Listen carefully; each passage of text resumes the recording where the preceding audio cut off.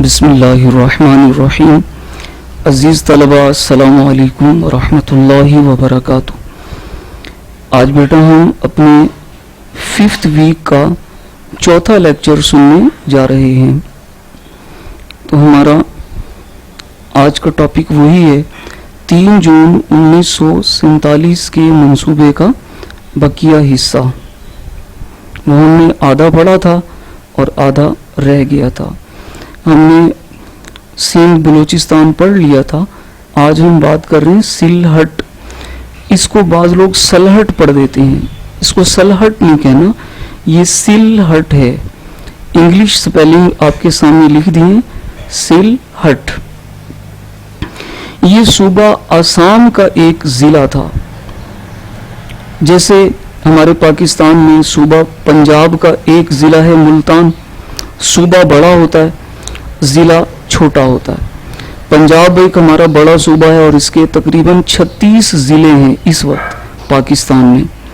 تو اس طرح وہاں صوبہ تھا آسام اور اس کا ایک یہ ضلع تھا سلہٹ، اور یہ مسلم اکثریتی تھا اور یہاں بڑی کثیر تعداد میں مسلمان رہتے تھے. اور وہاں کی عوام نے انتخابات 1945-46 میں مسلم لیگ کا بھرپور ساتھ دیا تھا. تو اس ضلع کے لیے طے پایا کہ یہاں ریفرینڈم کرایا جائے. یہ نیا لفظ ہے آپ کے لیے. ریفرینڈم یہ الیکشن سے ملتی جلتی چیز ہے، مگر الیکشن اور ریفرینڈم میں فرق ہوتا ہے. ریفرینڈم میں دیکھیں، الیکشن میں کیا ہوتا ہے کہ عوام کے سامنے 4-5 نمائندے کھڑے ہو جاتے ہیں الیکشن میں، اور عوام کسی ایک نمائندے کو ووٹ دے کر الیکٹ کر لیتے ہیں. یہ الیکشن ہے.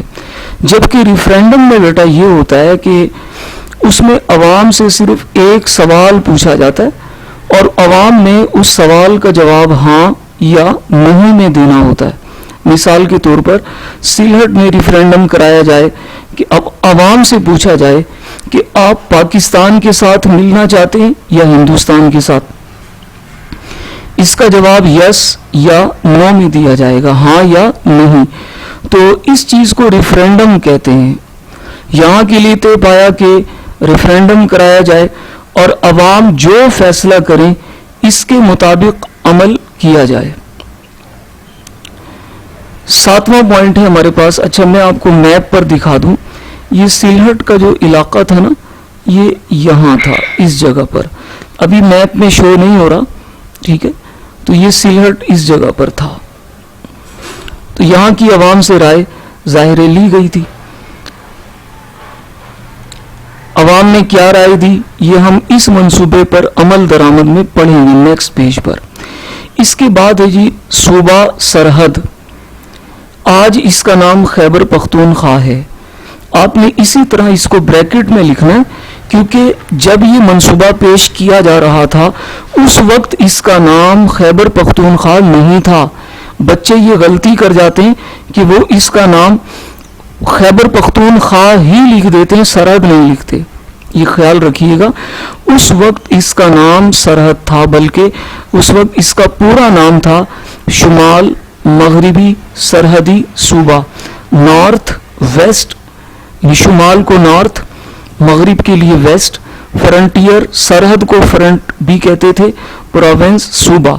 نارتھ ویسٹ فرنٹیئر پروونس، جس کو ہم مخفف کے طور پر بولتے ہیں NWFP. یہاں کی عوام بھی ریفرینڈم کے ذریعے فیصلہ کریں کہ وہ کس ملک سے وابستہ ہونا چاہتے ہیں.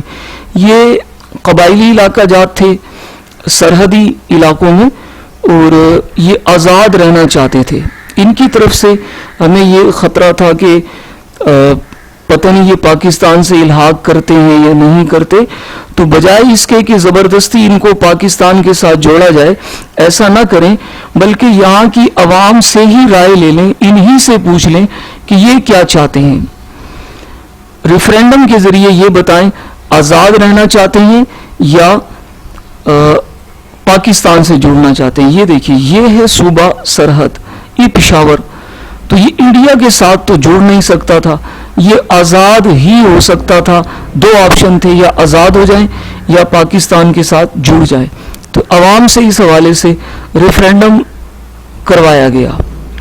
نتیجہ کیا نکلا ہم آگے پڑھتے ہیں. عمل درآمد والے پوائنٹ کے اندر ہم اس کو پڑھیں گے کہ عوام نے کیا فیصلہ کیا. اچھا، ریاستیں بر صغیر میں تقریباً 600 کے قریب چھوٹی بڑی ریاستیں تھیں جنہیں ہم پرنسلی اسٹیٹس کہا کرتے تھے. نیٹو اسٹیٹس بھی ان کو کہا جاتا تھا.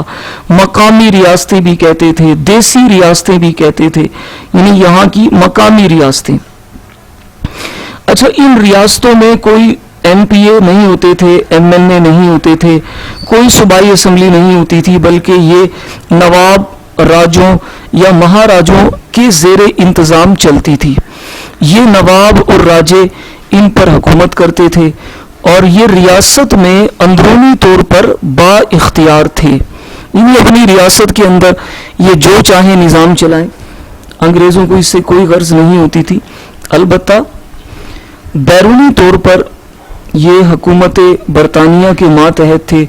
ہر ریاست کو یہ حق دیا گیا کہ وہ دونوں ممالک میں سے جس سے چاہیں الحاق کریں, لیکن ایسا کرتے وقت ہر ریاست دو باتیں سامنے رکھے گی. یہ دونوں باتیں ذرا انڈر لائن کر لیں اور سمجھ لیں. اپنا محل وقوع دیکھیں.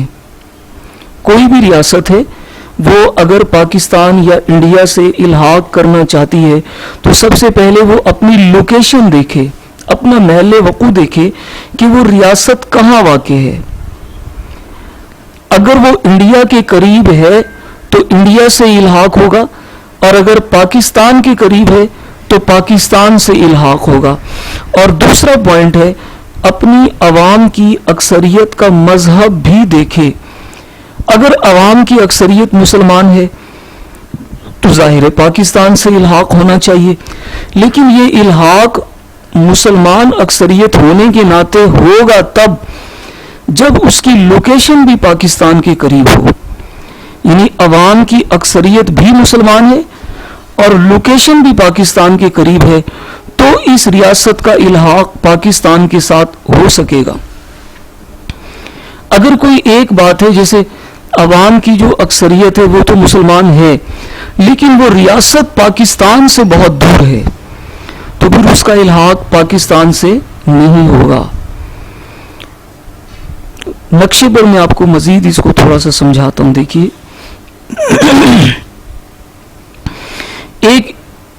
ایک ریاست ایسی ہے جو مسلمان اکثریتی ریاست ہے. اب اگر وہ ریاست یہاں ہے اس جگہ پر, تو یہ تو محل وقوع نہ اس پاکستان کے قریب ہے نہ اس پاکستان کے, تو یہ ریاست انڈیا ہی کے ساتھ الحاق کرے گی چاہے اس کی اکثریت مسلمان بھی ہے, کیونکہ یہ اکثریت تو مسلمان ہے مگر محل وقوع اس پاکستان سے بھی دور ہے, اس پاکستان سے بھی دور ہے, اس لیے یہ انڈیا ہی کا حصہ ہوگی. ہاں, اگر یہ ریاست مسلمان ریاست یہاں ہوتی یا یہاں ہوتی تو اس پاکستان سے اس کا الحاق ہو سکتا ہے, یا یہاں ہے تو اس پاکستان سے اس کا الحاق ہو سکتا ہے.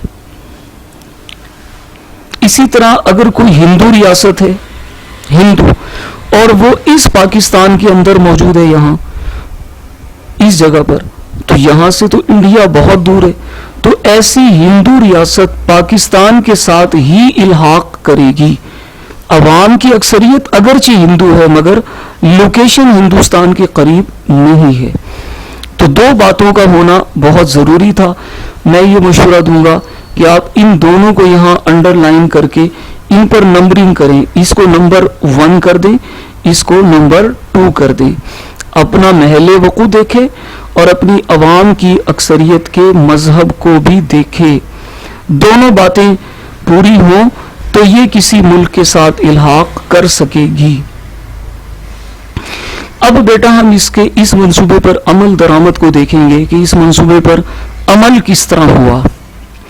یہ منصوبہ 9 جون کو مسلم لیگ نے اور 14 جون کو انڈین نیشنل کانگریس نے قبول کر لیا. یعنی یوں کہیں کہ 9 جون کو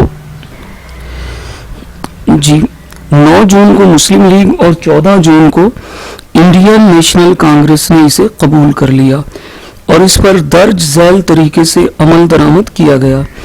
تمام غیر مسلم اکثریتی صوبے یعنی مدراس، یو پی، سی پی، بہار، بمبئی اور اڑیسہ مکمل طور پر ہندوستان کا حصہ بنا دیے گئے.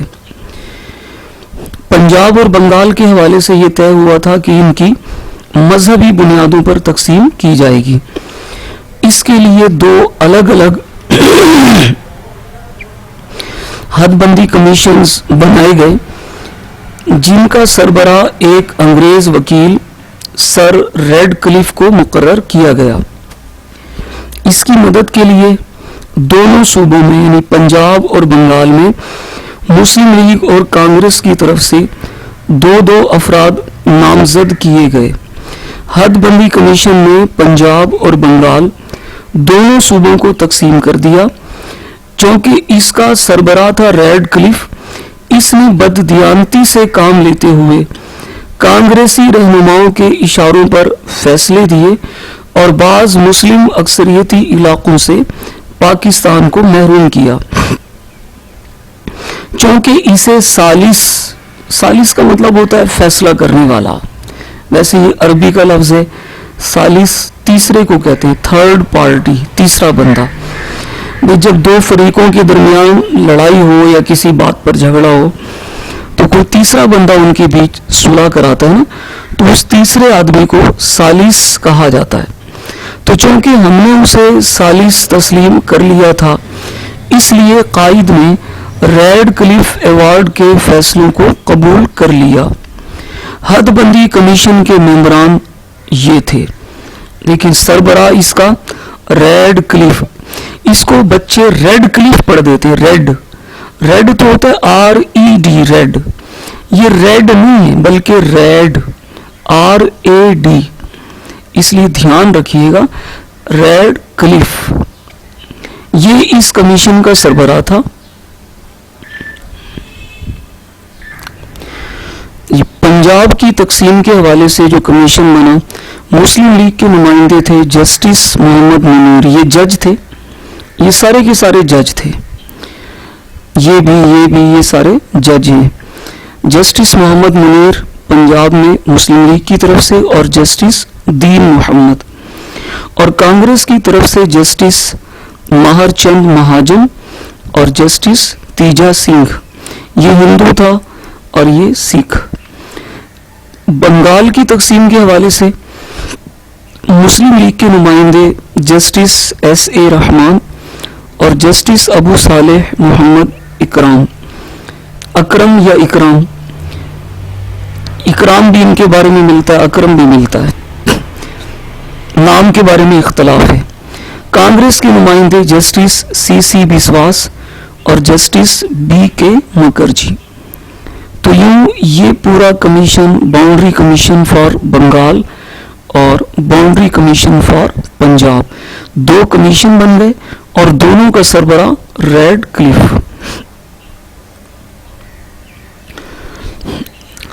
صوبہ سندھ کی صوبائی اسمبلی کے کل 53 ارکان تھے، 53 MPAs. اس میں سے 33 نے پاکستان کے حق میں ووٹ دیا اور یوں سندھ پاکستان کا حصہ بن گیا.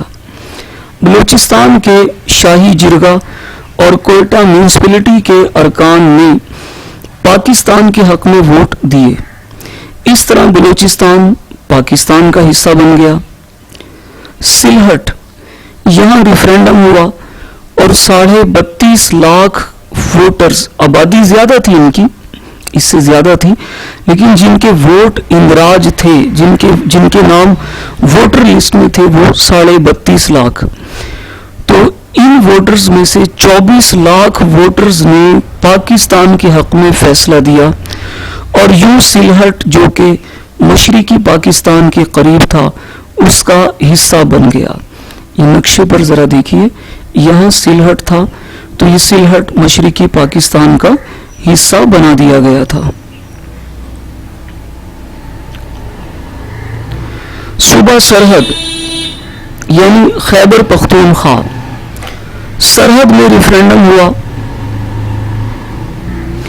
2,89,244 वोट पाकिस्तान के हक में और 2,874 वोट पाकिस्तान की मुखालफत में आए। इस तरह ये सूबा भी पाकिस्तान में शामिल हो गया। रियासतों में से बहुत बड़ी तादाद में अज खुद यानी खुद बखुद दोनों मुल्कों में से किसी एक मुल्क के साथ इल्हाक कर लिया, अपने आप को वाबस्ता कर लिया, जोड़ लिया। रियासत जम्मू कश्मीर, हैदराबाद दक्कन, जूनागढ़, मंगरोल और मनावादर ये फौरी कोई फैसला नहीं कर सके। इंडिया ने बाद में फौजी हमले करके इन रियासतों पर कब्जा कर लिया और इस सिलसिले में कई दरखास्तें अक़वामी मुत्तहिदा में इल्तवा का शिकार हैं, यानी पेंडिंग पड़ी हुई हैं, उन पर कोई अमल दरामद नहीं हुआ। ये रियासतें जो हैं हम इन डिटेल दूसरे चैप्टर में हम पढ़ेंगे। हर एक रियासत को अलग अलग डिस्कस किया गया है कि किस रियासत के क्या हालात थे और किन हालात के तहत इन्होंने पाकिस्तान के साथ इल्हाक करना चाहा और कैसे इंडिया ने इन पर कब्जा किया। तो इनको हम वहीं इंशाल्लाह इन डिटेल डिस्कस करेंगे। यहाँ हम अभी इसको ड्रॉप करते हैं, वहीं पढ़ेंगे इंशाल्लाह दूसरे चैप्टर में। अब जनाब कानून आज़ादी Hind, the law of independence 1947। हुकूमत बरतानिया ने 18 जुलाई 1947 को बर्रे सगीर की तकसीम के लिए कानून आज़ादी हिंद मंजूर किया। ये कानून 3 जून 1947 के मंसूबे को सामने रखकर तैयार किया गया था, जिसमें ये फैसला किया गया कि हिंदुस्तान को तकसीम करके आज़ादी दे दी जाएगी और बरतानवी बादशाह के खिताबात में से शहनशाह हिंद का खिताब ख़त्म कर दिया जाएगा, यानी अब वो हिंदुस्तान का बादशाह नहीं कहलाएगा। दोनों नई रियासतों को मुकम्मल इख्तियारात दिए जाएंगे और दोनों ममालिक अपने अपने आइन की तैयारी तक 1935 के आइन में तरमीम करके तब्दीली करके उसी को नाम दे देंगे इंडिपेंडेंस एक्ट 1947 और इसे अबूरी आइन के तौर पर, आरजी आइन के तौर पर नाफिज कर दिया जाएगा। अच्छा, यहाँ बेटा एक बात ज़रा जहन में रखिएगा, ये सवाल 2 नंबर का शॉर्ट क्वेश्चन कभी पेपर में आ जाता है कि कानून आज़ादी हिंद से क्या मुराद है। आता कभी कभी है, कभी कभी, लेकिन आ जाता है। तो यहाँ आप थोड़ी सी हेडिंग देंगे, शॉर्ट क्वेश्चन, SQ लिख लें या शॉर्ट क्वेश्चन लिख लें और यहाँ से लेकर यहाँ तक ये 1.25 लाइन, एक लाइन ये और एक लाइन ये यहाँ तक दी जाएगी, इस जगह तक इसका जवाब बनेगा। उस वक्त स्टूडेंट परेशान हो जाते हैं, बच्चे हैरान हो जाते हैं कि ये कौन सा कानून है, ये तो हमने नहीं पढ़ा। तो इसको ज़हन में रखिएगा। सवाल आए कानून आज़ादी हिंद से क्या मुराद है, तो आप कहेंगे हुकूमत बरतानिया ने 18 जुलाई 1947 को बर्रे सगीर की तकसीम के लिए कानून आज़ादी हिंद मंजूर किया और ये कानून 3 जून 1947 के मंसूबे को सामने रखकर तैयार किया गया था। हुआ यूं था कि जब तमाम सियासी जमातों ने इस कानून के तहत इसको मंजूर किया, ये हमने पढ़ा ना, 9 जून को मुस्लिम लीग और 14 जून को ऑल इंडिया कांग्रेस ने इसे कबूल किया। ये मंसूबा 3 जून को तैयार हुआ था। 3 जून के बाद ये मुस्लिम लीग ने 9 जून को मंजूर कर लिया और 14 जून को कांग्रेस ने कबूल कर लिया, इसलिए इसको 3 जून 47 का मंसूबा कहते हैं। अब जब ये मंसूबा तैयार हो गया तो लॉर्ड माउंटबेटन इस मंसूबे को लेकर बरतानिया गया اور وہاں اس نے برطانوی پارلیمنٹ کے سامنے یہ منصوبہ رکھ دیا کہ جناب اس منصوبے کے تحت تمام سیاسی جماعتیں بر صغیر کو تقسیم کرنے پر متفق ہیں. تو برطانوی پارلیمنٹ نے کافی غور و خوض کرنے کے بعد 18 جولائی کو اسے منظور کر لیا. اور 18 جولائی کو جب یہ منظور ہوا تو اب یہی منصوبہ قانون آزادی ہند کہلایا. یعنی آپ یوں کہہ لیجئے آسانی کے لیے کہ 17 جولائی تک اس کو 3 جون کا منصوبہ کہا گیا. 17 جولائی تک 17 جولائی تک یہ 3 جون کا منصوبہ تھا. اور 18 جولائی کو جب برطانوی پارلیمنٹ نے اسے پاس کر دیا تو اب یہ 3 جون کا منصوبہ نہیں کہلایا بلکہ 18 جولائی 1947 کو منظوری کے بعد یہ قانون آزادی ہند کہلایا. ٹھیک ہے جی. اگر یہ سوال آئے تو یہاں سے لے کر یہاں تک اس کا جواب ہوگا. اچھا، اب وہ جو ہمارا نعرہ تھا بن کے رہے گا پاکستان اور لے کے رہیں گے پاکستان اور بٹ کے رہے گا ہندوستان، تو یہ پاکستان اللہ کے فضل سے بن گیا.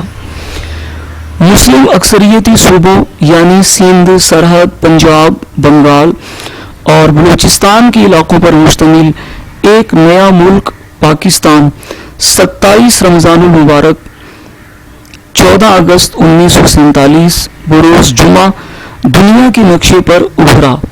اگلے دن 15 اگست 1947 کو انڈیا آزاد ہوا. اس سے قبل قائد محمد علی جناح 11 اگست 1947 کو کراچی پہنچے. وہاں پاکستان کی پہلی دستور ساز اسمبلی کا اجلاس ہوا. 13 اگست 1947 کو اقتدار کی منتقلی کے لیے وائسرائے ہند لارڈ ماؤنٹ بیٹن کراچی پہنچا اور 14 اگست کو اقتدار کی منتقلی کی دستاویزات جس میں پاکستان کا نقشہ تھا اور پاکستان کے دیگر معاملات ان دستاویزات میں تھے وہ قائد اعظم کے سپرد کر دیں. قائد نے جسٹس عبدالرشید کے سامنے پاکستان کے پہلے گورنر جنرل کا حلف اٹھا کر اپنی آئینی ذمہ داریاں سنبھال لیں. لیاقت علی خان پہلے وزیر اعظم بنے. اس طرح اللہ کے فضل و کرم سے پاکستان بن گیا. اچھا، اب ایک بات کی میں یہاں وضاحت کر دوں. کئی بار بچے یہ سوال کرتے ہیں، اسٹوڈنٹس کے ذہن میں یہ سوال آتا ہے کہ دونوں ملک ایک ہی دن آزاد کیوں نہیں ہوئے؟ 14 اگست کو پاکستان بنتا ہے، 15 اگست کو انڈیا بن رہا ہے. کیا دونوں ملک 14 اگست کو نہیں بن سکتے تھے؟ کیا دونوں ملک 15 اگست کو نہیں بن سکتے تھے؟ تو بیٹا یہ ایک ٹیکنیکل ریزن تھی. لوگ اس پر بڑی باتیں کرتے ہیں جی وہ 14 اگست کو رات 12 بجے کے بعد پاکستان انڈیا بنا تو وہ 15 اگست ہو گئی. یہ وجہ نہیں ہے، ایک ٹیکنیکل ریزن تھی. اور یہ بڑا دلچسپ بڑا انٹرسٹنگ سوال ہے. اکثر یہ سوال کیا جاتا ہے کہ بتائیں جی دونوں ملک ایک ہی دن آزاد کیوں نہیں ہوئے؟ اور لوگ اس کے بڑے دلچسپ اور عجیب و غریب جواب دیتے کہ جی اگر دونوں ملک ایک ہی دن آزاد ہو جاتے تو دونوں کا یوم آزادی یا انڈیپینڈنس ڈے ایک ہی ہوتا. یہ وجہ نہیں تھی. اس کی وجہ بیٹا سمجھیں. دیکھیے، پاکستان کے پہلے گورنر جنرل محمد علی جناح بن رہے ہیں اور 14 اگست کو وائسرائے ہند لارڈ ماؤنٹ بیٹن نے قائد کو اقتدار منتقل کیا. ٹھیک ہے، 14 اگست کو. اب پاکستان کے پہلے گورنر جنرل قائد اعظم بن رہے تھے. انہوں نے وائسرائے لارڈ ماؤنٹ بیٹن سے اقتدار ہینڈ اوور لے لیا. اب انڈیا کا پہلا گورنر جنرل اگر نہرو ہوتا تو یہ ممکن تھا کہ دونوں کو ایک ہی دن اقتدار منتقل کر دیا جاتا. لیکن انڈیا کا پہلا گورنر جنرل خود وائس رائے لارڈ ماؤنٹ بیٹن نے بننا تھا. اب یہ تو ہو نہیں سکتا تھا کہ وہ کراچی میں کھڑے ہو کر، پاکستان کی سرزمین پر کھڑے ہو کر انڈیا کے گورنر جنرل ہونے کا اعلان کرے. اس کے لیے اسے لازماً انڈیا کی سرزمین پر ہونا چاہیے تھا. وہ پاکستان میں کھڑے ہو کر انڈیا کا گورنر جنرل نہیں بن سکتا تھا. انڈیا کا گورنر جنرل بننے کے لیے اسے ڈیفینیٹلی انڈیا میں ہونا چاہیے. اب 14 اگست کو وہ پاکستان میں کھڑا ہوا ہے اور آفس ٹائمنگ یا آفیشل ٹائم یا ورک ٹائم جو ہے وہ ظاہر اس وقت 2-3 بجے تک ہی تھا، اور یہ ممکن نہیں تھا کہ وہ پاکستان میں صبح 9 بجے قائد اعظم کو اقتدار سونپ دے اور 12 بجے وہ انڈیا پہنچ کر اپنا اقتدار سنبھال لے. ایسا نہیں تھا. تو اس نے 14 اگست کو آفیشل ٹائمنگ کے اندر قائد کو اقتدار سونپا. اس کے بعد جب یہ انڈیا پہنچا تو اس دن کا آفیشل ٹائم ورکنگ ڈے جو تھا وہ ختم ہو چکا تھا. اگلے دن اس نے 15 اگست کو بطور گورنر جنرل آف انڈیا اس نے حلف اٹھایا. تو یوں انڈیا کا انڈیپینڈنس ڈے 15 اگست بن گیا. ٹھیک ہے، ایک ٹیکنیکل مجبوری تھی، ٹیکنیکل، سیدھی سادی سی بات ہے. تو امید ہے آپ کو یہ ساری گفتگو سمجھ آئی ہوگی، اور اگر کہیں کوئی کنفیوژن ہو تو بیٹا آپ کو نمبرز دے دیے ہیں، آپ رابطہ کر سکتے ہیں. اللہ تعالیٰ کی بارگاہ میں التجا ہے کہ ہمارے علم و عمل میں اضافہ فرمائے اور دنیا و آخرت کے تمام امتحان میں ہمیں کامیابی نصیب فرمائے. آمین. السلام علیکم ورحمۃ اللہ وبرکاتہ.